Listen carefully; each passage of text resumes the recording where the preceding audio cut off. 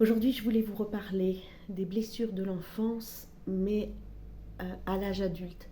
C'est-à-dire tout ce qu'on peut ressentir quand on a eu ces blessures. Elles sont au nombre de 5. Pour certains psys, elles sont au nombre de 7. Aujourd'hui, on va en prendre 5. Pas dans le cadre de l'école, parce que le harcèlement scolaire, maintenant, on commence à en parler davantage.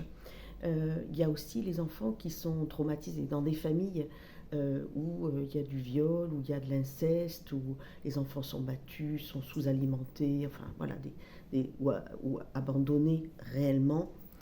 Mais là, je voulais vous parler dans le cadre d'une famille normale.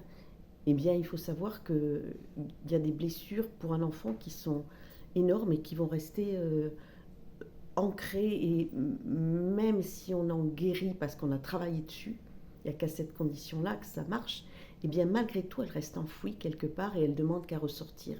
Alors il y en a 5. Il y a le rejet, c'est l'enfant à qui on dit tout le temps ben non, tais-toi, j'ai pas le temps de t'écouter en fait, voilà, j'ai autre chose à faire, et donc l'enfant va se sentir rejeté. Euh, il y a le, la trahison. C'est l'enfant qui vous confie un secret et que vous répandez à la terre entière, ou dans le sens inverse, une promesse que vous faites à un enfant et que vous ne tenez pas. Et cet enfant trahi va avoir souvent, va se méfier, il va être méfiant à l'égard des autres à l'âge adulte. Il y a aussi l'injustice. Alors là, ça touche plus souvent la fratrie, c'est-à-dire que on, ça commence à 2-3 ans. En fait, on retrouve ça à la succession, lors de la succession des parents, quand les gens ont 70 ans. C'est-à-dire que toi, tu avais ce lit-là, toi, tu as eu cette chambre-là, toi, moi, j'ai été en pension, pas vous. Donc, c'est vraiment une espèce de jalousie entre frères et sœurs. Donc, ça aussi, si on est obligé de mettre, par exemple, 2 sœurs dans une chambre, un frère dans l'autre, il faut l'expliquer à l'enfant parce qu'on n'a pas assez de chambres et qu'on va mettre 2 enfants du même sexe dans la même chambre. Il faut vraiment, vraiment l'expliquer pour que ça ne crée pas cette blessure. L'abandon, c'est un enfant tout simplement qui va être le dernier à partir de la garderie tous les soirs. C'est le dernier qu'on vient chercher. C'est aussi celui à qui le père ou la mère va donner le chèque pour la cantine en dernier. Ça veut dire que l'instit ou le prof va être obligé de réclamer. Cet enfant va avoir honte et lui il se sent abandonné en fait de ses parents dans ce fait d'amener l'argent en dernier. Euh, et puis il y a l'humiliation qui pour moi me semble très importante, c'est-à-dire des parents qui se moquent de leur enfant sur le physique, sur ceci, sur cela, et au lieu d'améliorer les choses, c'est pire.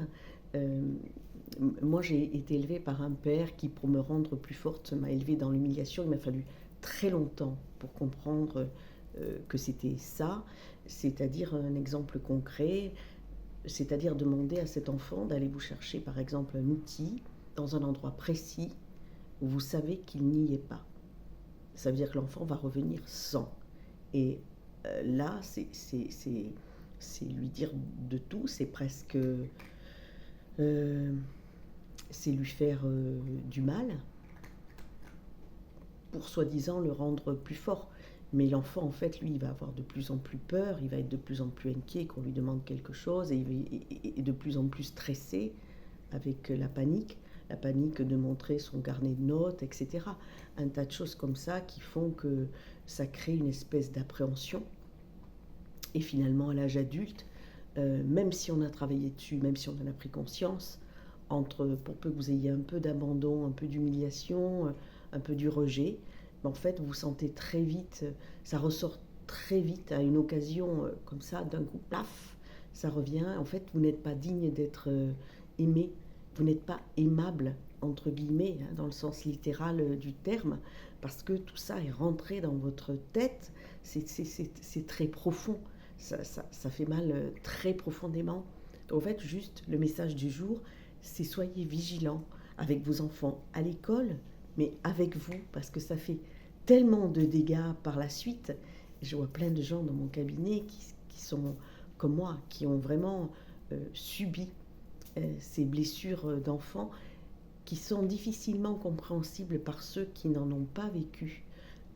qui ne comprennent pas qu'on peut avoir une réaction peut-être exagérée, un peu, un peu exacerbée, parce que du coup on est un peu en panique. Voilà, je vous embrasse, à très vite, au revoir.